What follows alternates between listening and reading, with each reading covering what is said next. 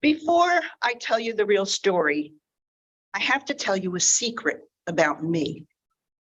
The secret is I'm immortal. I don't usually tell people that, but it's important for you to know for the context of why I know the real story. This is the real story about what is popularly known as Little Red Riding Hood. First of all, she didn't like that name. Her name was Red because she had red hair. Yes, she had a hood that was red, but her real nickname was Red. She wasn't little. She was a beautiful 16-year-old girl. Very smart young lady. The traditional story is that the wolf came to the grandmother's house, ate the grandmother in one gulp. Then Red came along and ate her in one gulp. And then the woodcutter, the male woodcutter, came along and sliced open the wolf, and both of them came tumbling out. Now, that is just the silliest thing I've ever heard. It's absolutely ridiculous. That didn't happen like that at all. What happened was Grandma was in the kitchen cooking when the wolf came into the house. And this wolf wasn't the smartest guy in the world. And he started to attack her while she was at the stove. And smart Grandma grabbed the handle of her cast iron skillet and swung it around and broke both his legs. And that startled him enough and hurt enough that she was able to get away.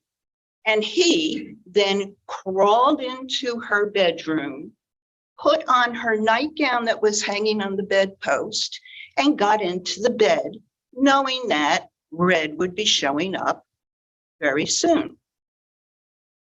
When Red got there, she saw the frying pan on the floor. And she called to her grandmother, "Grandma, what's going on here? Are you okay?" And the wolf, in his best grandma voice, said, "Oh dear, oh, I've just been so sick, and now I'm in bed, and I really need you to come in here and bring me some food because I'm really hungry." In his head, the wolf was saying, "Hey there, Little Red Riding Hood. Glad you made it through the hood. You're a tender morsel for me."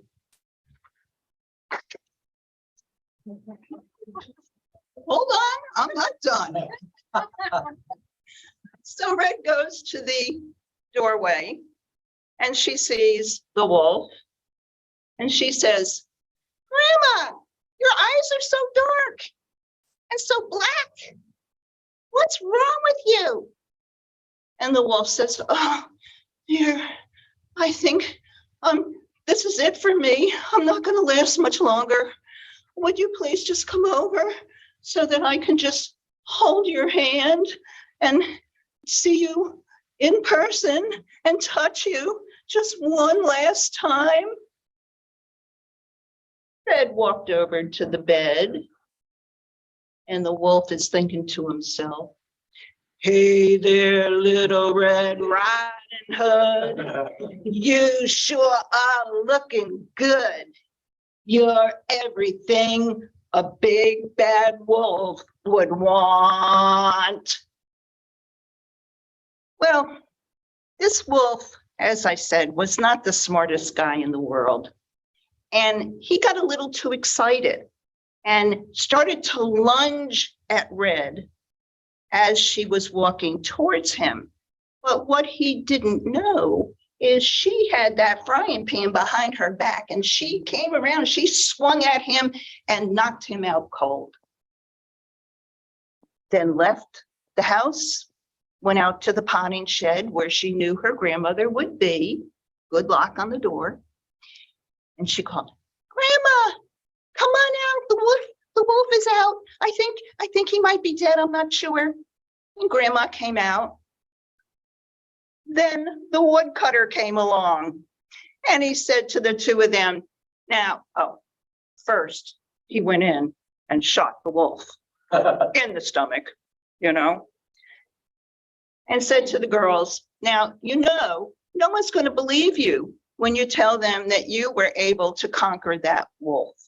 So let's just agree that the story is that you were both eaten by him, and then I came along and rescued you.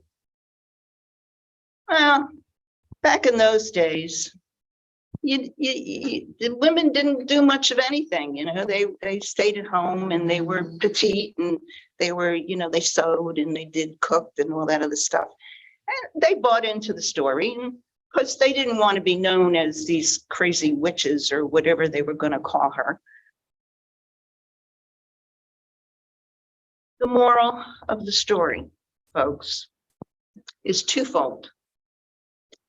First, if you think there's something going on and it's suspicious, listen to yourself, because that's what Red did. She could have walked past that skillet and just gone into the bedroom, but she didn't, because she knew that her grandmother would never drop that iron skillet on the floor like that. The second moral to the story is, just because you're old and frail, and just because you're young and beautiful and naive, doesn't mean you can't take care of yourself. Now you know the full story of Red and the wolf.